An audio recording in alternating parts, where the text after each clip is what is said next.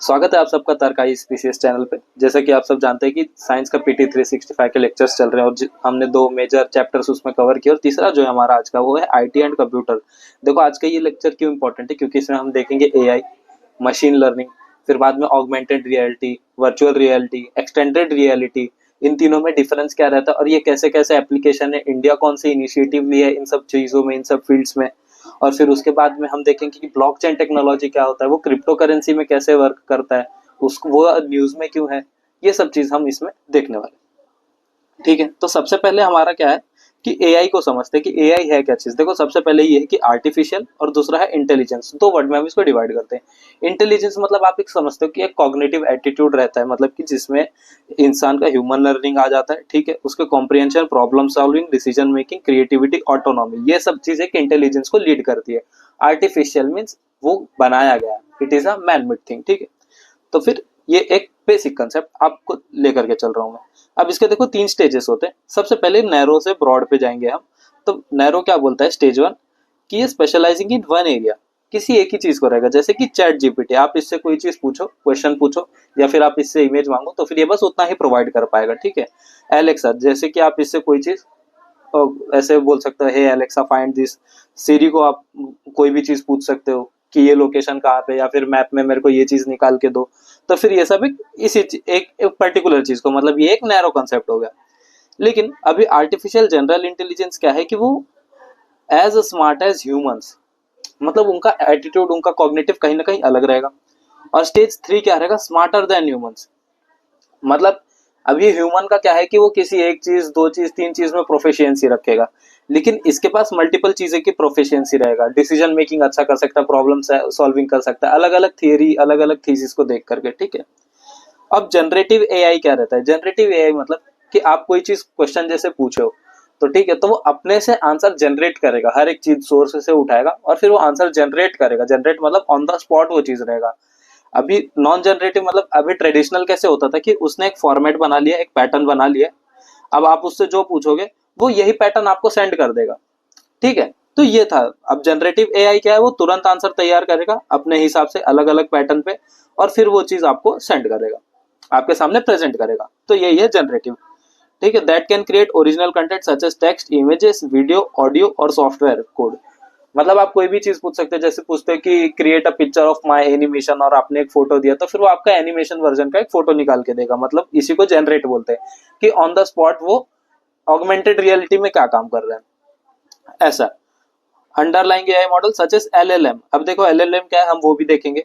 ठीक है, foundation for text based generative AI tools, एक चैट जीपीटी। अभी चैट जीपीटी का जो जी है वो जनरेट को लेकर के ही स्टैंड होता है। अब आप इसमें मेरे को ये बताओ कि जीपीटी का फुल फॉर्म क्या है। ये एक स्टेट पीसीएस में पूछा भी जा चुका है कि जीपीटी का फुल फॉर्म क्या है। ठीक है, it relies on deep learning modules. इसमें अलग अलग एल्गोरिथम रहते हैं जो डिसीजन मेकिंग में सपोर्ट करते हैं इसको, और ह्यूमन ब्रेन जैसा वर्क करता है। अभी ट्रेडिशनल एआई और जनरेटिव एआई में देखो सबसे बड़ा तो डिफरेंस यही मैंने आपको जो बताया कि ये जो नया जो जनरेटिव एआई है तुरंत जनरेट करके देगा, और ट्रेडिशनल एआई का एक पैटर्न सेट रहता है। फॉर एग्जांपल अभी मैं बोलूँ तो फिर जैसे कि ये एक हम किसी चीज का डिफरेंस मांग रहे हैं कि सपोज मान के चलो कि difference between mitosis and difference between meiosis. ठीक है, अब वो माइटोसिस के 3 पॉइंट देगा और मियोसिस के 3 पॉइंट देगा।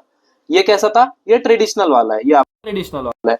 लेकिन जनरेटिव आपका क्या बोलता है, जनरेटिव आपका बोलेगा कि ये डिफरेंस है भाई, ये डिफरेंस है, और अभी ये एनहांसमेंट हुआ टेक्नोलॉजी का, इसमें ये बूस्ट हुआ, तो फिर ये जनरेटिव है। मतलब वो सिचुएशन को लेकर इसमें क्या है, पैटर्निक बना रहेगा।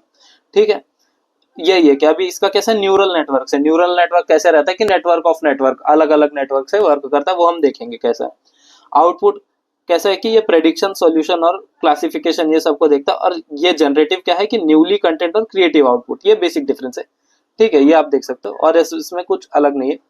लार्ज लैंग्वेज मॉड्यूल क्या बोलता है कि category of foundation module, large AI model capable of understanding and generating natural language and other type of content to perform a wide range of task। Wide range of task perform करने के लिए ये एक language में, language मतलब ऐसा language कि आपको अंडरस्टैंड हो सके। लेकिन वो अभी देखो एआई का कैसा है कि हमको ऐसे इंग्लिश में वो टाइप नहीं रहता, उसका खुद का एक सोर्स कोड रहता है, उसके खुद के एक लैंग्वेज रहते हैं, तो फिर उस हिसाब से उसमें डेटा सेव रहता है। तो फिर वो जनरेट करता है किसमें, नेचुरल लैंग्वेज में। नेचुरल लैंग्वेज क्या, जिससे आपको समझ में आए, ठीक है, और वो वाइड रेंज ऑफ टास्क को परफॉर्म कर सके। ये है एलएलएम का एक फंडा, ठीक है। This work by learning pattern from vast amount of data and interpreting human language, वही बात है, ठीक है। Typically based on neural network called transformer architecture and consist of multiple layer of network and self attention mechanism, ठीक है। अभी इसमें देखो, इसमें क्या बोला है कि जो मल्टीपल लेयर ऑफ नेटवर्क है ना, न्यूरल नेटवर्क और ट्रांसफॉर्मर आर्किटेक्चर, यही इसके न्यूरल नेटवर्क के एक सब टाइप्स है। ये क्या करता है कि ये सब इनेबल करेगा कि ये पैटर्न को लर्न कर सके। किस पैटर्न को, जिस पैटर्न पे आपने सवाल पूछा और जिस पैटर्न पे आपको जवाब चाहिए, उस पैटर्न को ये लर्न करता है और आपके सामने प्रेजेंट करता है। अब मशीन लर्निंग क्या है, देखो, कंपोनेंट ऑफ एआई, एआई का एक कंपोनेंट है, ये आपको याद रखना है कि machine learning is a component of AI that enable AI to imitate that the way human learns. क्यों है ये ऐसा, क्योंकि इसको ह्यूमंस को ही तो प्रेजेंट करना है हर एक चीज, ठीक है, इसीलिए ग्रेजुअली इंप्रूविंग इट्स एक्यूरेसी। पहले देखते थे कि चैट जीपीटी में आप कुछ पूछ रहे हो तो फिर उसमें बहुत सारे डेटा अभी भी लैग करते, अभी भी उसमें बहुत सारे फैक्ट्स मिसिंग बताते या फिर गलत बता देते, तो लेकिन वो कैसे धीरे धीरे अपना एक्यूरेसी इंप्रूव कर रहा है, ठीक है। ML works by training algorithm, ठीक है, इसका एक एल्गोरिथम रहता है। एल्गोरिथम मतलब कि एक पैटर्न रहता है जिसके ऊपर इसके कोड्स डाले गए। Sets data to achieve an expected outcome, ठीक है, यही है न्यूरल नेटवर्क और artificial neural network commonly used, ये दो नेटवर्कों को यूज किया जाता है, ठीक है।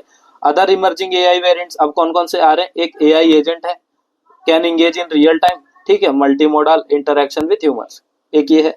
और लार्ज एक्शन मॉडल, ये क्या करेगा, understand and execute complex task, जो भी कॉम्प्लेक्स टास्क हो उसको ह्यूमन के लिए ट्रांसलेट करेगा ताकि वो एक्शन में वो उस चीज को कन्वर्ट कर सके। अब देखो नोबेल प्राइज की बात आ गई, हमने नोबेल प्राइज ऊपर भी देखा था साइंस के लिए। अब ये नोबेल प्राइज फिजिक्स का है 2024, किस लिए मिलेगा, ANNs मतलब आर्टिफिशियल न्यूरल नेटवर्क्स, ठीक है। किसको मिला है, जॉन हॉपफील्ड एंड जियोफ्री हिंटन। अभी ये याद नहीं याद हो रहा ना आपको, जो हो जियो हिंटन, चाहे जो हो जियो हिंटन, ठीक है, आपको इसको ऐसे याद रखना है फिजिक्स के लिए। Have been awarded Nobel prize in year 2024, year भी आप याद रखो क्योंकि कभी कभी ईयर में आप मिस कर दोगे। Which enable machine learning and artificial neural network, ठीक है। अब इसने क्या इन्वेंट किया था भाई, होपफील्ड नेटवर्क को इसने इन्वेंट किया था। वो क्या था, एक type of recurrent neural network. क्या करता था वो, स्टोर और रिकंस्ट्रक्ट इंफॉर्मेशन, ठीक है। अब स्टोर और रिकरेंट ये क्या है, देखो रिकंस्ट्रक्ट इंफॉर्मेशन ये क्यों इंपॉर्टेंट है, देखो क्योंकि ट्रेडिशनल में एक पैटर्न सेट था, उसी हिसाब से वो डेटा जाना था। अब इसमें क्या है कि ये स्टोर किया है और उसको रिकंस्ट्रक्ट कर रहा है कि यूजर का इंटरफेस, यूजर को जिस तरीके से सवाल चाहिए, जिस अभी जैसे उसका पहला, अभी जैसे फॉर एग्जांपल कि उसका पहला क्वेश्चन रहेगा कि ये क्या है, ठीक है। सपोज उसका पहला क्वेश्चन रहा कि व्हाट इज दिस, और दूसरा क्वेश्चन रहा कि what are application of this. तो फिर अभी ये जनरेटिव क्या करेगा, उस हिसाब से इसको फॉलो ऑन करके देगा। लेकिन ट्रेडिशनल क्या था कि वो कैसा भी रहा, पहले उसका नाम देगा, फिर एग्जाम्पल देगा, फिर सब कुछ उसके मेरिट्स डिमेरिट्स देगा, फिर बाद में उसका एप्लीकेशन देगा। तो फिर ये तो यूजर को चाहिए ही नहीं 2 पॉइंट, तो इसके लिए, ठीक है। This network works like a memory system, store patterns like images and retrieve, ठीक है, इमेजेस जैसा स्टोर करता है उसको रिट्राइव करता है। ये डोनाल्ड हेब्स हाइपोथेसिस, ये बहुत इंपॉर्टेंट है, डोनाल्ड हेब्स हाइपोथेसिस, इसको आप याद कर लो कि ये इसके ऊपर वर्क करता है, ठीक है। Enhance the networks capability to process and store information, ठीक है। अभी जियोफ्री हिंटन ने ये क्या इन्वेंट किया था, बोल्ट्जमैन मशीन। अब बोल्ट्जमैन मशीन क्या करता था कि इंडिपेंडेंटली डिस्कवर प्रॉपर्टीज इन डेटा, ठीक है। फॉर एग्जांपल कि जैसे इमेज है, तो फिर इमेज वो कितने पिक्सल का है, उसका हाइट क्या है, विड्थ क्या है, फिर बाद में वो कलरफुल है, कौन सा उसका आरजीबी का कॉन्ट्रास्ट क्या है, तो ये सब चीजें, ठीक है। अभी आर्टिफिशियल न्यूरल नेटवर्क पे देखते हैं कि इसका डेफिनेशन क्या है, एमएल प्रोग्राम और model that make decision like the human brain by using processes that mimic the way biological neuron work together. अभी इसको हम एक इमेज से समझेंगे जो कि आगे आने वाला है, ठीक है। तो उसमें कैसा है कि ब्रेन का जो न्यूरॉन सेल है और फिर इसमें जो ये मशीन लर्निंग प्रोग्राम, ये दोनों कैसे वर्क करता है वो हम देखेंगे, ठीक है। ये रहा इमेज। अभी हम देखते हैं, पहले कुछ पॉइंट्स कवर कर लेते हैं। वर्किंग क्या है, human brain is the inspiration behind neural network architecture, ठीक है, ये बहुत इंपॉर्टेंट पॉइंट है। फिर मेजर टाइप क्या है इसके, डीप न्यूरल नेटवर्क की many layers each building on the previous layer, ठीक है, एक के ऊपर ऐसे स्टैक बनते जा रहे हैं। कॉन्वोल्यूशनल न्यूरल नेटवर्क कैसा है कि डिटेक्ट करता है फीचर को और पैटर्न को कि इमेज और वीडियो का जो भी रहेगा। जनरेटिव एडवर्सियल नेटवर्क ये क्या करेगा कि न्यू डेटा रिजेंबल करेगा ओरिजिनल ट्रेनिंग डेटा से, ठीक है, जो कि ओरिजिनल ट्रेनिंग डेटा उस हिसाब से न्यू डेटा को ये करेगा। अब देखो कंपैरिजन, ये रहता है आपका न्यूरॉन और साइनेप्स, मतलब ये कनेक्टिंग वाले पार्ट, ये जो पार्ट है इसको साइनेप्स बोलोगे। और जहां पे देखो, जहां पे साइनेप्स लेस कनेक्ट रहता है ना वो वीकर सेक्शन हो जाता है। अभी यहाँ पे साइनेप्स अच्छे से जुड़ा हुआ है तो फिर ये स्ट्रॉन्गर सेक्शन होगा। अभी आर्टिफिशियल न्यूरल नेटवर्क में भी यही है कि ये एक नोड है, this is another one and this is third one. अभी फर्स्ट और सेकंड को अच्छे से कनेक्ट किया तो फिर इनका नोड अच्छा है, मतलब यहाँ पे इंफॉर्मेशन अच्छा प्रोसेस होगा, डेटा का रिट्राइव अच्छा से होगा, ठीक है, और ट्रेस पास भी अच्छे से होगा। अब इधर थर्ड वन, जैसे कि थर्ड वन अच्छे से कनेक्ट नहीं हो तो ये ना तो फर्स्ट से कनेक्ट कर पाएगा ना तो सेकंड से कनेक्ट कर पाएगा, ठीक है। तो ये इसका सिस्टम है। इधर भी एज इट इज दिया है कि ये साइनेप्स क्या है, स्ट्रॉन्गर वीकर क्या चीज है, ये भी आप देख सकते हो, ठीक है।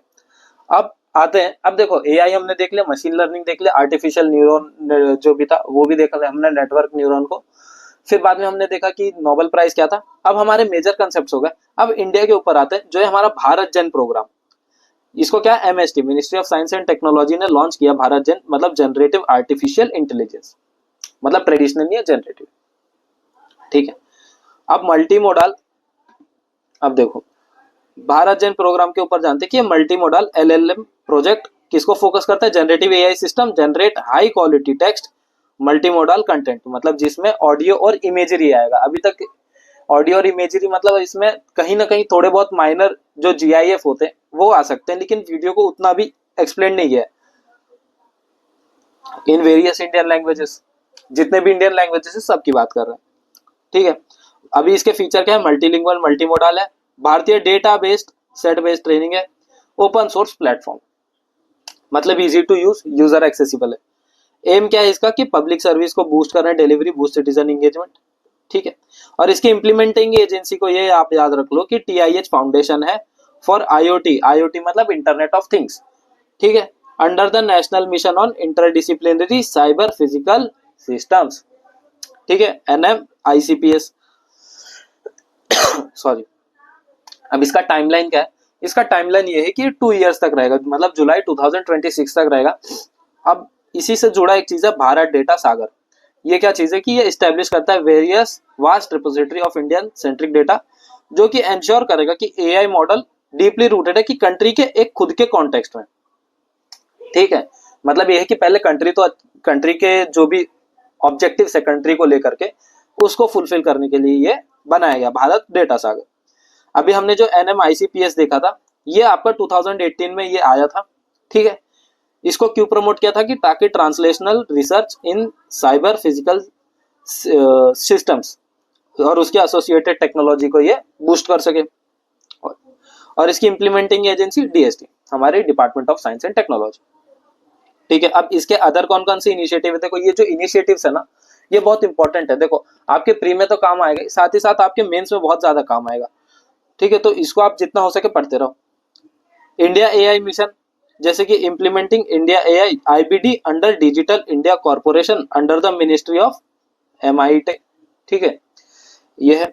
और नेशनल एआई पोर्टल जिसको इंडिया एआई भी बोला जाता है, जॉइंट वेंचर बाय MITI और फिर NEGD क्या नेशनल ई गवर्नेंस डिवीजन और नासकॉम, ये तीनों का एक जॉइंट वेंचर है, ठीक है। और ये एरावत एक सुपर कंप्यूटर भी है, लेकिन इन सब चीजों के रिलेटेड है, ये भी आपको ध्यान में रखना है। For providing a common computer platform for AI research and knowledge assimilation. कुल मिला के एआई का यही रहता है कि जो डेटा हो, जो इन्फॉर्मेशन हो, उसको यूजर के लिए बेटर एक्सेसिबल हो और यूजर को बेहतर तरीके से सर्व किया जा सके, ठीक है। और ये जो इनिशिएटिव है ये आपको याद रखने ही है बाय हुक और बाय क्रुक, ठीक है। अभी ग्लोबल गपाई, गपाई आपने बहुत सुना होगा कि गपाई के लेकर के बहुत सारी चर्चा हो रही है, ठीक है। अभी इंडिया इसका फाउंडिंग मेंबर है, ठीक है। इसका भी यही है कि guide the responsible development and use of AI, जैसे कि एआई का मिसयूज होता है, जैसे हमने डीप फेक में भी देखा था, और अभी ऑडियो से भी बहुत इधर उधर बातें होती है, ठीक है। मतलब लोग मिसयूज करते हैं उस चीज को, तो फिर वो नहीं करना चाहिए, ठीक है। अभी ये गपाई लॉन्च हुआ था आपका 2020 में, ठीक है। और पार्टनरशिप इसकी होस्ट हुई थी OECD की तरफ से, और G7 मीटिंग में ये डिक्लेयर हुआ था कि भाई इसको लॉन्च करना चाहिए। अदर क्या है, national AI scaling program, UI initiative, ठीक है। और सृजन जेन एआई, ठीक है, ये सब तो कॉमन है। अब फेशियल रिकॉग्निशन टेक्नोलॉजी देखो क्या है, नीति आयोग इसने रिलीज किया व्हाइट पेपर का एक रिपोर्ट है, ठीक है, जो है responsible AI for all on facial recognition technology, ठीक है। वो डीप फेक को लेकर के ही ये बात भी है, ठीक है। डीप फेक क्या है वो भी हम अभी देखेंगे, ठीक है। An AI system that allows the identification और verification of person based on certain images और various video data using complex algorithm, ठीक है। मतलब अभी जैसे कि इमेज है, तो अभी जैसे मेरी फोटो है, वो कब पता चलेगा कि वो मेरी फोटो है, मतलब उसमें कुछ ना कुछ तो ऐसा रहेगा। अभी जैसे आइरिस सबका अलग अलग रहता है, ठीक है, तो फिर उस चीज को ये है कि जो उसका आइडेंटिफिकेशन और वेरिफिकेशन रहता है ना, वो अलग अलग कॉम्प्लेक्स एल्गोरिथम को लेकर के उसको आइडेंटिफाई और वेरीफाई किया जा सके इमेज को लेकर के, ठीक है। तो यही है। अभी टू पर्पज रहते हैं, 1:1 और 1:n। 1:1 कैसे, कि अभी जैसे मेरा फोन है और मैंने उसमें फेस अनलॉक डाल के रखा है, तो फिर अभी मैं अपना फेस सामने रखूंगा, लेकिन जब मैं अपना आंख खोलूंगा तो फिर वो आइरिस के थ्रू स्कैन करके तभी तो वो अनलॉक होगा। तो फिर ये 1:1 वेरिफिकेशन हो गया, ठीक है। आधार कार्ड में भी आइरिस स्कैन होता है, वैसा हो गया। अब 1:n कैसे हो गया, identification of identity. For example जैसे कि आप गूगल फोटोज में जाते हो, तो फिर उसमें आप कभी कभी देखोगे ना, सबके फोटो के हिसाब से उसको डिवाइड करके रखता है, कि जैसे कि ए पर्सन है तो फिर उसके ए पर्सन के बहुत सारे फोटोज इसमें मिल जाएंगे, उसमें 5-6 फोटोज जो भी उसके रहेंगे तो वो आपको उधर मिल जाएंगे, मतलब सब एक डिवाइड करके रखा है। तो ये 1:n हो गया। Verification against the entire database, for example कि ये पर्सन का पूरे फोन में कहाँ कहाँ फोटो है वैसा, तो फिर ये गूगल फोटोज के एग्जांपल से आप समझ सकते हो। अभी की एप्लीकेशन क्या है फेस रिकॉग्निशन टेक्नोलॉजी का, सिक्योरिटी रिलेटेड, वो आइरिस का मैंने बताया ही था अभी। Law and order enforcement, identification of person on interest और मिसिंग पर्सन। अभी क्राउड कंट्रोल के लिए दिव्य दृष्टि भी था, ठीक है, जैसे कि भगदड़ वगैरह इन सबको कंट्रोल करने के लिए ये सब था। नॉन सिक्योरिटी रिलेटेड यूजेस क्या था, कि verification and authentication of individual identity, example using Aadhaar card for authentication based on facial recognition. वैसे तो ये भी सिक्योरिटी रिलेटेड ही आ जाएगा, लेकिन ठीक है। अभी एयरपोर्ट, डिजी यात्रा और बैंकिंग फेशियल रिकॉग्निशन, कि no password for hackers to compromise. अभी जब आप कोई पासवर्ड डालोगे, वो एल्गोरिथम डालेगा, अपने कोड्स डालेगा, वो क्रैक कर लिया तो फिर आपके पासवर्ड और सारे डेटा उड़ गए। लेकिन अब इसमें क्या है कि आपका फेस है, आप जब तक अपना फेस ही नहीं दिखा रहे हो, वो आइरिस ही नहीं अच्छे से स्कैन कर रहे हो, तो फिर कहां से होना है ये सब, ठीक है। अब बात करते हैं डीप फेक के बारे में। ईसीआई ने, इलेक्शन कमीशन ऑफ इंडिया ने इसको वार्न किया था। देखो वो हमारी एक फेमस एक्ट्रेस है रश्मिका मंदाना, उनका आप जानते हो कि डीप फेक ही हुआ था। तो वैसे और ऐसे बहुत अलग अलग जगह हुए, ठीक है, ये तो एक प्रोमिनेंट एग्जांपल है, ठीक है। तो लेकिन अभी इलेक्शन कमीशन ऑफ इंडिया ने यही बोला था कि कोई भी डीप फेक जैसे एआई को टूल को यूज नहीं करेगा जिससे कि इंफॉर्मेशन और मिस इन्फॉर्मेशन ये सब फैले, मतलब कि गलत इंफॉर्मेशन ना फैले, जो है पब्लिक के सामने ट्रांसपेरेंसी बनी रहे, क्लैरिटी बनी रहे। Refer to synthetic media, usually images and videos created using AI and deep learning techniques. आप भी जानते हो ये चीज को। It differs from shallow fake जो कन्वेंशनल टेक्नोलॉजी को यूज करता है, जैसे कि कोई मीडिया को अल्टर कर दिया, ठीक है, आप मतलब वो बोल रहा है लेकिन आप उसमें कुछ और आवाज डाल दिया, तो वो शैलो मीडिया हो गया, शैलो फेक हो गया। अब डीप फेक हो गया कि आपको लगेगा कि वो इंसान ही बोल रहा है, ठीक है, तो वो ऐसा रहता है। और वर्किंग क्या है इसका, generative adversarial network to analyse and synthesise audio and visual content, ये इस चीज को यूज करता है। तो फिर ये आपको याद रखना है, जीएएन होता क्या है, इसके ऊपर डीप फेक चलता है। एप्लीकेशन क्या है डीप फेक का, कि natural and accurate dubbing in movies and TV shows. देखो एंटरटेनमेंट तक के लिए ठीक है। Training simulations in fields such as medicine, aviation. अभी देखो इधर ना, आप वर्चुअल रियलिटी को भी आप मैच कर सकते हो ट्रेनिंग सिमुलेशंस में, ठीक है। आप ऐसा कोई चीज परसेप्शन बना सकते हो कि सामने से कोई अटैक कर रहा है, तो फिर आप कैसे डिफेंस करोगे उस चीज को, तो इन सब के लिए, और मेडिसिन के लिए, एविएशन के लिए, ठीक है, ये सब चीज। अभी section 66 of the IT act 2000 ये प्रोवाइड करता है कि punishment for cheating by impersonation using any communication device, deep fake को लेकर था। वैसे ही सेक्शन जो 67 था वो न्यूडिटी और ऑब्सिनिटी को लेकर के जो मतलब ऐसे सोशल मीडिया पे फैलाए जाते हैं उन सब चीज को लेकर। Rules 3(1)(b) and rule 3(2)(b) IT, ठीक है, ये भी उसी चीज को लेकर के, mandate social media intermediate to observe due diligence to not host obscene content deceives और मिसलीड्स द एड्रेस, ठीक है। ये इतना बड़ा याद नहीं भी रखोगे चलेगा, ये आप याद रखो, ठीक है। अभी सारा क्या है, WHO ने डिजिटल हेल्थ प्रमोटर प्रोटोटाइप, ठीक है, harnessing generative AI for public health.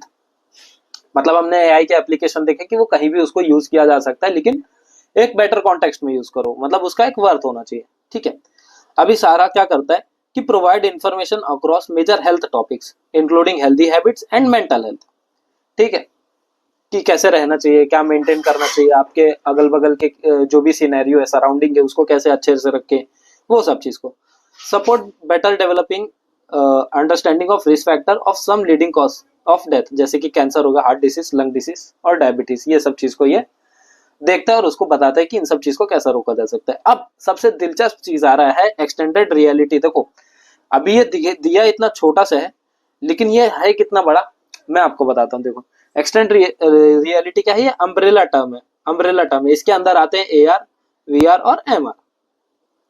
अब ऑगमेंटेड रियलिटी क्या होता है, ऑगमेंटेड रियलिटी मतलब ये होता है कि रियल टाइम कुछ चल रहा है, आप उसको सामने से ऑब्जर्व कर रहे हो। फॉर एग्जाम्पल कोई न्यूज अगर लाइव चल रही है, तो फिर वो चल रही जैसे देहरादून में, लेकिन आप उसको अपने सामने देख रहे हो, तो वो ऑगमेंटेड रियलिटी है। अब वर्चुअल रियलिटी क्या है कि फॉर एग्जाम्पल आपके सामने एक सिनेरियो क्रिएट किया गया है, लेकिन आप उसको देख रहे हो, आप उसमें एक्शन, मतलब आप उसमें सिमुलेट कर रहे हो। फॉर एग्जाम्पल जैसे कि जो डिफेंस वाले बच्चे होते हैं, उनके इंटरव्यू में एक टेस्ट होता है PBT, पायलट बेस्ड टेस्ट, तो फिर वो वर्चुअल रियलिटी पे ही बना है। मतलब उनके सामने ऐसा सिचुएशन दे देते कि ड्राइविंग का सब, उनको ड्राइव करना है या फिर पायलट जो भी प्लेन उड़ाना है वो चीज को, कि उनको ड्राइव करना है और सेफ उनको लैंडिंग करना है, ये सब चीज को लेकर के, ठीक है, वो वर्चुअल रियलिटी हो गया। और मिक्स रियलिटी मतलब AR प्लस VR, ये दोनों का एवरेज, ठीक है। तो इसके एप्लीकेशन बहुत ही वास्ट है, बहुत ही ज्यादा वास्ट है, ठीक है, जो हम देख लेंगे अभी आगे। तो सबसे पहले देखो क्या है डिजिटल ट्विंस। अभी डिजिटल ट्विन क्या है कि अक्रॉस द इंडस्ट्री ये ग्रो होते जा रहा है, ठीक है। अभी ये क्या कर रहा है, वर्चुअल रेप्लिका है, क्या चीज है, virtual replica of physical object, system और process that simulate the real world counterparts in real time, ठीक है।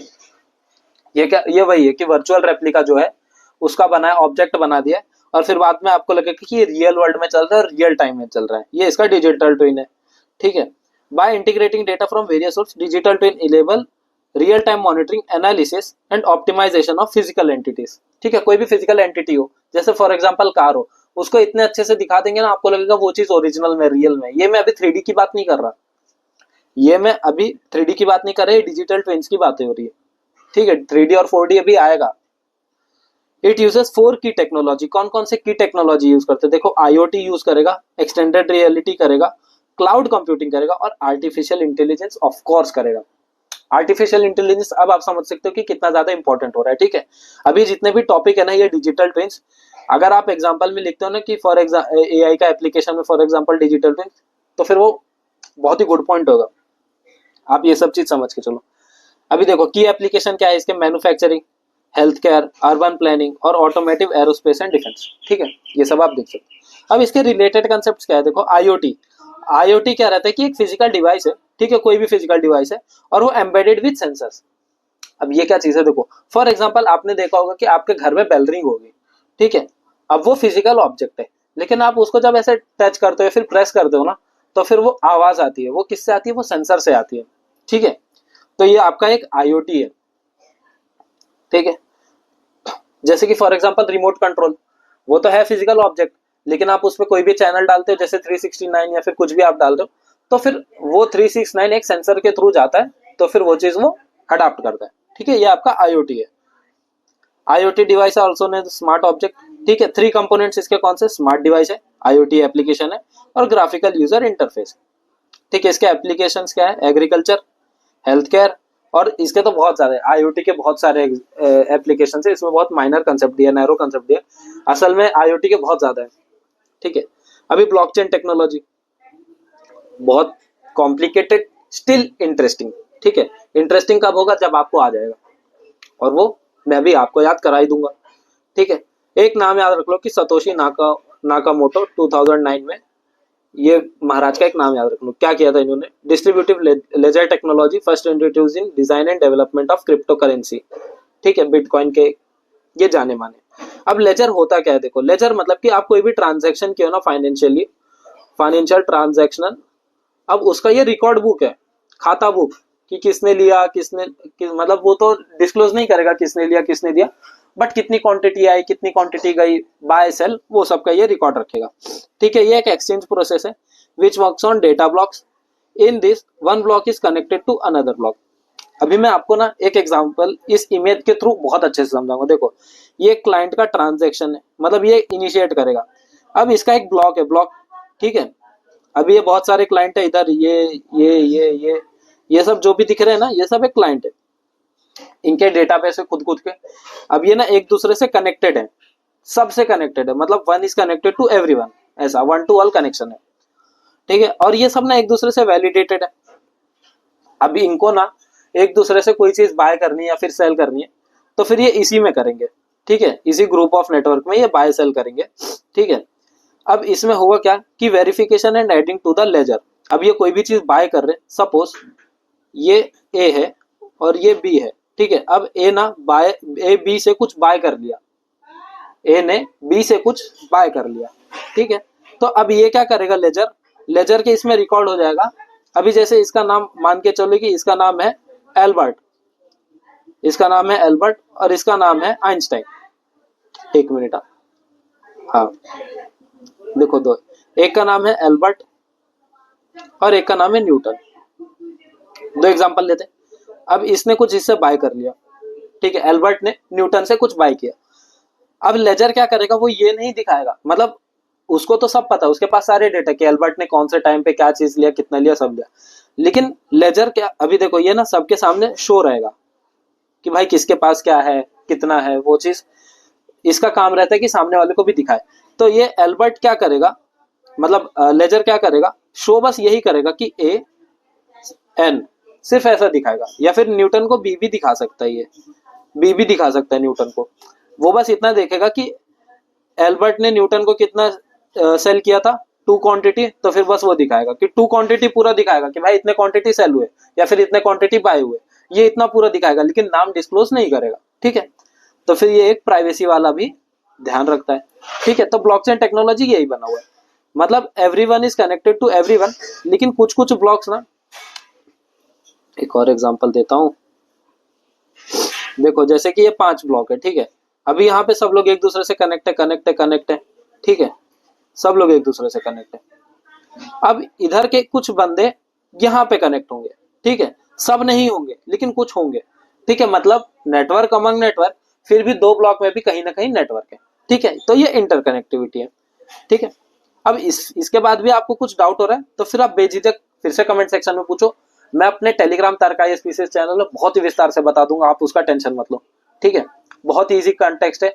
अब ये PT365 नहीं तो मैं इसके ऊपर आपको चैप्टर पढ़ा दूं। ठीक है, और स्टेक होल्डर इस चीज को वेरीफाई करता है कि क्या ट्रांजैक्शन डिटेल्स है, मैंने वो आपको बताया।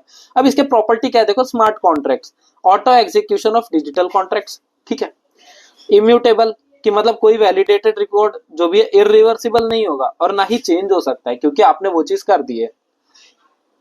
Time stamp, transaction time stamp होता है और रिकॉर्डेड ऑन ब्लॉक। ठीक है, कौन से टाइम पे जा रहा है। कंसेंसस है कि कॉल से network participants agree to validity of each of the records. Secured, all record are individually encrypted. ठीक है, मतलब प्राइवेसी का भी ध्यान रखा गया। अब इसका एप्लीकेशन कैसे है, देखो, क्रिप्टो करेंसी में, वोटिंग सिस्टम में, इंटेलेक्चुअल प्रॉपर्टी प्रोटेक्शन और सप्लाई चेन मैनेजमेंट। देखो, अब ये जो चीज है ना, ये सब मेरे को लगता है आप पढ़ सकते हो। अब मैं इसमें आप ऐसा कुछ रॉकेट साइंस नहीं है कि मैं आपको ये बताऊं। ठीक है, और आप भी इतने बुद्धिमान हो कि आप इसको पढ़ सकते हो, लेकिन देन टू ऐसा लगता है कभी कभी डाउट हो रहा है, कोई दिक्कत नहीं, आप पूछिए मेरे से, मैं बता दूंगा आपको। अब विश्वास से, ये क्या है, नेशनल ब्लॉकचेन टेक्नोलॉजी स्टैक, अपने इंडिया का है, पढ़ते हैं। अब मीटी ने लॉन्च किया है विश्वास को। ठीक है, अब इसने और भी 2 चीजें, एक है प्रमाणिक और एक NBF light weight blockchain platform. ठीक है, अब ब्लॉकचेन, अब ये NBF लाइट क्या है, देखो, सैंडबॉक्स प्लेटफॉर्म है फॉर स्टार्टअप और एकेडमी। अब सैंडबॉक्स प्लेटफॉर्म होता क्या है, सैंडबॉक्स प्लेटफॉर्म मतलब कि लाइटर वेट, मतलब वो इतने हैवी यूज के लिए नहीं है। उसको ऐसे भी बोल सकते हैं कि जैसे कि अगर कोई चीज एडवांस बनानी है, तो उसके लिए एक बेसिक चीज है, ये उसके लिए एक बेसिक चीज है।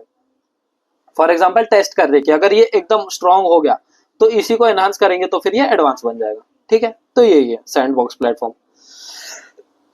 अब प्रमाणिक क्या है, blockchain enabled solution for verifying the origin of mobile app.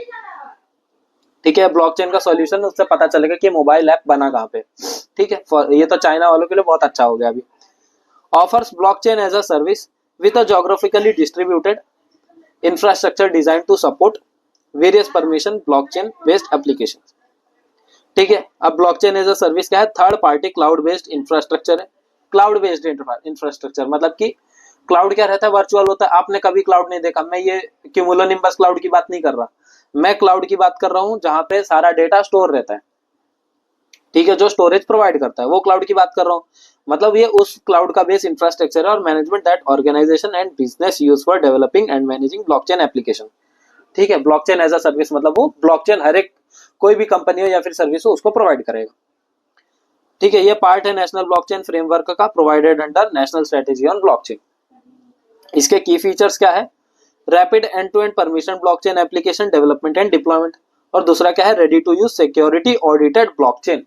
Security audited blockchain मतलब ये प्राइवेसी को ध्यान रख रहा है, वो वाली बात है। ठीक है, अब वेब 3, एक टाइम था जब www हम कहा सर्च करते थे, साइबर में जाकर के। आज देखो वेब 3 डेवलपर इंक्रीज हो गया 3% से 12% सिर्फ और सिर्फ 5 ईयर्स में। India is growing. Third generation of the world wide web है। ठीक है, enable peer to peer transaction interaction without intermediary, सबको पता है Paytm Google pay. Provides a version of web where users have a financial stake control over web. ठीक है, people to control their own data of course. फिर crypto currencies, non fungible tokens. Web 3 world क्या होता है, इनकी blockchain based social networks रहते हैं, operated by users collectively rather than corporation. ठीक है, अब बिटकॉइन हाल्विंग क्या है, देखो बिटकॉइन आपको पता है कि क्या है। ठीक है, क्रिप्टो करेंसी का एक है। ठीक है, अब हाल्विंग मतलब आपको पता है हाफ, हाफ होना मतलब 50%, refers to 50% reduction in the reward paid to bitcoin miners. अब बिटकॉइन माइनर्स क्या करते हैं कि वो माइन करते हैं, वो गेम खेल के या फिर जुआ खेल के जो भी हो, वो माइन करते हैं और फिर ना प्रोसेस करते हैं कि पीपल के क्रिप्टो करेंसी ट्रांजेक्शन को, तो फिर उससे क्या हो कि पब्लिक में वो digital ledger as a digital ledger वो सामने आ सके। तो इसी को बोलते हैं ये ब्लॉकचेन। और ये हर चौथे साल पे ये होता है, ये आपको याद रखना कि हर चौथे साल पे होता है। The halving policy was written into bitcoin mining algorithm to counteract inflation by maintaining security. ये पूछा जा सकता है पीवाईक्यू के, पीवाईक्यू में नहीं मतलब आने वाले प्रीलिम्स के एक पॉइंट दिया जा सकता है कि मतलब कि क्या माइनिंग एल्गोरिथम में लिखा है कि उसको इन्फ्लेशन को काउंटरैक्ट कैसे करना है। तो सबको लगेगा नहीं भाई ऐसा तो नहीं हो सकता, लेकिन ऐसा होता है। In theory the reduction in pace of bitcoin issuance means price will increase if demand remains the same. ठीक है, अगर डिमांड सेम ही रही, बढ़ नहीं रही, तो फिर उसके प्राइस क्या है, इंक्रीज हो जाएंगे। अब 3D प्रिंटिंग टेक्नोलॉजी, सबको पता है 3D क्या चीज है। 3D चीज ऐसा है कि ये X axis, Y axis, Z axis, this is और 3D डायग्राम ऑफ ग्राफ। ठीक है, अब ये क्या है कि एडिटिव मैन्युफैक्चरिंग, ये एक चीज याद रख लो। ठीक है, 3 डायमेंशनल ऑब्जेक्ट है। अब ये प्रिंटिंग होता है, अभी तक हमने देखा है कोई चीज 2D प्रिंट होते हुए। ठीक है, 3D क्या है कि ये किससे किससे बना रहेगा, वो देखो thermoplastic, metal, metal alloy, ceramics, bio material such as bio ink, इन सब चीज से ये बन सकता है। ठीक है, अब सीएट है, कंप्यूटर एडेड डिजाइन जो है, इसका सॉफ्टवेयर है जिसकी वजह से 3D प्रिंटिंग होता है। एप्लीकेशन इसका aerospace and defence, automotive, electronics, health care, consumer goods, ये सब। ठीक है, आप इसको एक बार ऐसे ओवरव्यू कर लो इन सब चीजों को, बहुत इजी है, इसमें कुछ अलग रॉकेट साइंस नहीं है। ठीक है, अब 4D प्रिंटिंग क्या है, 3D भी देखा हमने, 4D प्रिंटिंग क्या है। अभी इंडियन रिसर्चर्स ने डेवलप किया 4D printed artificial blood vessels for advanced medical graft. Blood vessel, अभी उसमें बहुत सारी चीज हो सकती है, उसमें इंजेक्ट करके देखेंगे अलग अलग चीज कैसे फ्लो हो रहा है, कहां तक जा रहा है, कहां तक नहीं जा रहा है, क्या वॉल्यूम है, हर एक चीज 3D प्रिंटिंग से इवॉल्व हुई है। बस इसमें टाइम का डायमेंशन दे दिया, टाइम का एक डायमेंशन दे दिया कि कौन सी चीज कितना टाइम ले रही है। ठीक है, in it object can change shape और function over time in response to environment stimuli such as heat, light और मॉइस्चर। ठीक है, एनवायरमेंट स्टिमुलाई जो भी है उन चीजों को ध्यान रखते हुए, अभी जैसे कि अगर कोई गर्म करोगे तो फिर वो सिकुड़ेगी, श्रिंक होगी। ठीक है, लाइट ज्यादा रहेगी तो फिर हो सकता है कोई अगर नेचुरल जैसा कुछ बना है तो फिर वो मुरझाएगा, मॉइस्चर रहेगा तो फिर कोई चीज गल सकता है। ठीक है, ऐसा है। अब इसका एडवांटेज क्या है, dynamic functionality by creating adaptive structure beyond the capabilities of traditional 3D printing. 3D printing से ज्यादा बेटर है, क्योंकि इसमें टाइम का एक कंसेप्ट आ गया। मटेरियल एफिशिएंसी की रिड्यूसिंग कर रहा है वेस्टेज का। कॉम्प्लेक्स डिजाइन फैब्रिकेशन मतलब stereolithography 4D technique fabricates complex design efficiently, ठीक है। और इसका एक बात यह है कि जो रॉ मटेरियल जो हमेशा यूज होते थे, रॉ मटेरियल आपका बचेगा। एप्लीकेशन इसके मेडिकल, एरोस्पेस और अदर्स, मतलब सेंसर, इलेक्ट्रॉनिक्स, इन सब चीजों में ये यूज हो रहा है, ठीक है। अब अग्निबाण सॉर्टेड क्या था कि आईआईटी मद्रास ने ना अग्निकुल कॉस्मोस को सक्सेसफुली लॉन्च कर दिया, और ये वर्ल्ड का फर्स्ट रॉकेट था जो कि single piece 3D printed engine से बना है। वर्ल्ड का फर्स्ट रॉकेट जो single piece 3D printed engine से बना है। अब अग्निबाण सॉर्टेड के बारे में पढ़ते हैं, ये आप याद रखना कि कौन सा इंस्टीट्यूशन था, आईआईटी मद्रास था, ठीक है। अब रॉकेट अग्निबाण सॉर्टेड जो है सब ऑर्बिटल टेक्नोलॉजी डेमोन्स्ट्रेटर, ये सेमी क्रायोजेनिक इंजन है जो कि पावर्ड रॉकेट लॉन्च फ्लाइट। अब इसके बारे में हम स्पेस वाला जब पढ़ेंगे साइंस, तो उसमें मैं आपको हर एक इंजन के बारे में बताऊंगा, ठीक है। अलग अलग उसमें मिसाइल्स के बारे में भी बात करेंगे। कहाँ से लॉन्च हुआ है, भी फर्स्ट प्राइवेटली लॉन्च पैड से हुआ धनुष, श्रीकोटा कोई नहीं डालेगा, ठीक है। धनुष से लॉन्च, लेकिन इसको बनाया था अग्निकुल एट श्रीहरिकोटा इन आंध्र प्रदेश, नाम है लेकिन इसका धनुष। ब्रेन कंप्यूटर इंटरफेस, अब ब्रेन कंप्यूटर इंटरफेस से इतना आपको समझ में आ गया कि ब्रेन का और कंप्यूटर का इंटरफेस मतलब ये दोनों का आपसी में कोई लिंक, ठीक है। इमेज के थ्रू समझते हैं। देखो ये जो इतना मोटा दिया है इसका इनका सबका कोई मतलब नहीं है, पूरा इमेज देख लो, अभी आपको समझ में आएगा कि देखो मोटर कंट्रोल क्या रहता है कि आपने सोचा कि आप स्विच को ऑन करोगे तो लाइट चलेगी, तो आपने स्विच ऑन किया तो लाइट ऑन हुई। लेकिन अब बीसीआई क्या है कि इसमें ना आपको decide to turn on the lamp, और फिर बाद में उस चीज को अपने आप एग्जीक्यूट कर देगा।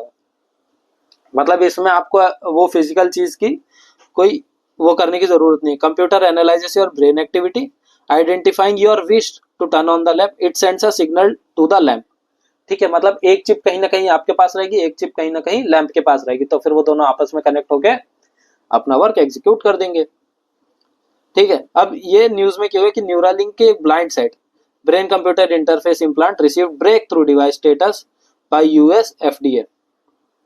ब्लाइंड साइड चिप है जो एम किया है हेल्पिंग ब्लाइंड पेशेंट, ठीक है, जो कि ब्लाइंड फ्रॉम बर्थ है, ताकि वो अपनी साइट रीगेन कर सके, ठीक है। अब इसके तीन पार्ट कौन से है कि एक तो हेडसेट डिवाइस है, computer to process and analyse the recorded brain activity, और एप्लीकेशन और device to carry out command, ठीक है। ये तीन चीज मतलब 1 2 3 यही तीन को ये बताया, ठीक है। और इसमें इंपॉर्टेंट क्या है कि फीडबैक, ठीक है।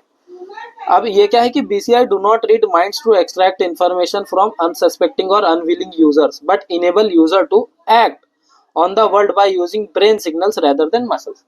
मतलब कि ब्रेन को टोटली ऐसे नहीं कि आगे चल के काबू में कर लेगा या फिर उस रीड नहीं कर रहा कोई माइंड को, ये मतलब अगर ब्रेन सिग्नल करेगा, ब्रेन बोलेगा तो उस चीज को ये कैप्चर करके अपना वर्क करेगा। अब इसके टाइप कौन से, इन्वेसिव, नॉन इन्वेसिव। इन्वेसिव क्या है कि इम्प्लांटेड जो कि directly into grey matter of brain, brain में ग्रे मैटर रहता है, मैटर मतलब थोड़ा लिक्विड फॉर्म में रहता है, वहां पे रहेगा। नॉन इन्वेसिव जैसे कि ईईजी, ईईजी मतलब कैसे होता है कि एक टेस्ट होता है जहां पे बहुत सारे वायर ऐसे सर पे लगते हैं, तो फिर उससे पता चलता है कि वो माइग्रेन है कि एपिलेप्सी है या फिर जो भी उसको डिसीज रहेगा या फिर जो भी रहेगा डिसफॉर्मिटी, वो चीज इसमें पता चलता है ईईजी। तो फिर ये सब चीज, और ये एफएमआरआई, एमआरआई आप समझ लिए तो फिर बस वही है, एफएमआरआई भी लगभग वही है, ठीक है। Partially invasive BCI dura mater implant जो कि इलेक्ट्रोकार्डियोग्राफी, ठीक है। अब इसके की application medical of course, mental wellness, ठीक है, कॉग्निटिव एनहांसमेंट, ठीक है, गेमिंग एंड एंटरटेनमेंट, ठीक है। ये आपको समझ में आ गया। अब स्ट्रक्चर ऑफ न्यूरॉन देखो, आपने देखा था ऊपर ही कि स्ट्रक्चर ऑफ न्यूरॉन क्या था कि डेंड्राइट्स, ये जो इसके रूट्स रहते हैं ये डेंड्राइट्स है, और ये जो है ना ऐसे डॉटेड ये नीसी ग्रैन्युल, सेल बॉडी, न्यूक्लियस आपका इधर सेंटर में रहेगा, श्वान सेल ये जो ऐसे ऐसे है ये बीच बीच में, ये आपके श्वान सेल है, और ये जो लंबे से है ये आपका है एक्सन, ठीक है। अब इसका जो कवर होता है ना एक्सन का वो है माइलियन शीथ, ठीक है, और ये जो गैप है ये है node of Ranvier, road of Ranvier. Action terminal आपका एकदम नीचे रहेगा, और ये साइनेप्टिक नॉब है, ठीक है। ये जो सर्कल है इसको साइनेप्टिक नॉब बोला गया, ठीक है। अब ये चीज आप देख सकते हो कि न्यूरॉन किस लिए बना है, million of cells called neuron, ठीक है। और इसका हीरिंग टेस्ट है, हार्ट रेट, एग्जीक्यूट मूवमेंट, ये सबका है, और ब्रेन एक्टिविटी को ये मेजर कर लेता है, ठीक है। तो ये सब चीज आप रीड कर लो, देन तो अगर कुछ डाउट रहता है आप मुझसे पूछो, ठीक है। अब सुपर कंप्यूटर के ऊपर चलते हैं। सुपर कंप्यूटर क्या है, देखो, prime minister virtually launch the 3 Param Rudra super computer system and high performance computing system for weather and climate research. अभी this super computer have been developed indigenously, ठीक है, नेशनल सुपर कंप्यूटिंग मिशन के under. इसके दो systems है, कौन से, अर्क और अरुणिका। अर्क और अरुणिका क्या करेंगे, enhance accuracy and prediction related to tropical cyclone, heavy precipitation and thunderstorms, ठीक है। अब सुपर कंप्यूटर देखो है क्या चीज, एक्सेप्शनल प्रोसेसिंग पावर रहता है इनके पास। एक फ्लॉप्स बोला है, फ्लॉप्स नाम की एक चीज रहती है इसके परफॉर्मेंस को मेजर करने के लिए, मतलब कि फ्लोटिंग ऑपरेशंस पर सेकंड, फ्लोटिंग पॉइंट ऑपरेशंस पर सेकंड, कि ये कितने सारे कितने अच्छे से कितना अच्छा एग्जीक्यूट कर ले रहा है और कितने कम टाइम में, ठीक है। तो उसमें सबसे आगे है आपका फ्रंटियर यूएसए का सुपर कंप्यूटर, और इंडिया का इस समय है एरावत, जो कि 75th आता है top 500 global super computing list में, जो कि 2023 में इसका रिपोर्ट हुआ था, ठीक है। और इंडिया का फर्स्ट कौन सा है, परम 8000, ये आपको याद करना है। अब एनएसएम क्या है आपका, 2015 में आया था। इसका ऑब्जेक्टिव क्या है, देखो, ऑब्जेक्टिव यह है कि to make India one of the world leaders in super computing. Joint क्या, डीएसटी और मीटी, ठीक है, इम्प्लीमेंटेड कहाँ, सीटेक और आईआईएससी बेंगलुरु, ये दोनों मिलकर कर रहे हैं। एनएसएम एविसाजेस मतलब 45 पेटाफ्लॉप। अब 1 पेटाफ्लॉप कितना होता है, 1 क्वाड्रिलियन फ्लॉप्स होता है, ठीक है। मतलब मैंने आपको बताया था फ्लॉप्स क्या होता है, floating point operation per second, ठीक है। Connecting this super computer on national super computing over grid from the national knowledge network. और ये इसका एप्लीकेशन है जो कि आप देख सकते हो, जैसे कि सब ऊपर थे वैसे ये भी थे, ठीक है। तो आज के लिए इतना ही, अभी तो लेक्चर लेंथी हो जाएगा, ठीक है। बाकी अगले लेक्चर में हम लोग अपना ये आईटी एंड कंप्यूटर खत्म करके अपने आगे वाले लेक्चर जो कंसेप्ट रिलेटेड टू फिजिक्स है वो देखेंगे, और फिजिक्स बहुत ज्यादा इजी होने वाला है, ठीक है। तो उसका सबका टेंशन मतलब, बाकी आपको बहुत अच्छे इंसाइट्स चाहिए तो फिर आप हमारा टेलीग्राम तर्क आईएएस पीसीएस चैनल जो है आप उसको ज्वाइन कर सकते हो, ठीक है। वो मैं अभी कमेंट सेक्शन में ड्रॉप कर दूंगा, और खास करके जो भी आ रहे हैं हमारे तरफ से जो भी वीडियो आ रहा है आप उसको प्लीज प्लीज देखिए, क्योंकि वो बहुत ही ज्यादा वैल्यूएबल होने वाले हैं आपके लिए, ठीक है। और सारी टीम बहुत अच्छे से मेहनत कर रही है, तो फिर आप जितना अच्छा अपनी तरफ से रिस्पॉन्स देंगे हम आपके लिए उतनी अच्छी अच्छी चीजें लाएंगे, ठीक है। तो होप करता हूँ आप भी आगे बढ़ो, हम भी आपके साथ आगे बढ़ेंगे, ठीक है। और ऑल द बेस्ट। और बहुत सारे एमसीक्यूज टेलीग्राम तर्क आईएएस पीसीएस चैनल पे पढ़े, उसको जाके सॉल्व करो, ठीक है। पीवाईक्यू भी एड्रेस किया जा रहा है, और आने वाले कौन से प्रेडिक्टेबल एमसीक्यूज है from basics to advance level, हर एक चीज एड्रेस किया जा रहा है, ठीक है। जो डाउट हो आप वहां पे पूछो, हर एक चीज का क्लैरिटी मिलेगा, ठीक है। तो आज के लिए इतना ही दोस्तों, मिलते हैं अगले सेक्शन में, अगले सेशन में, ओके। जय हिंद दोस्तों।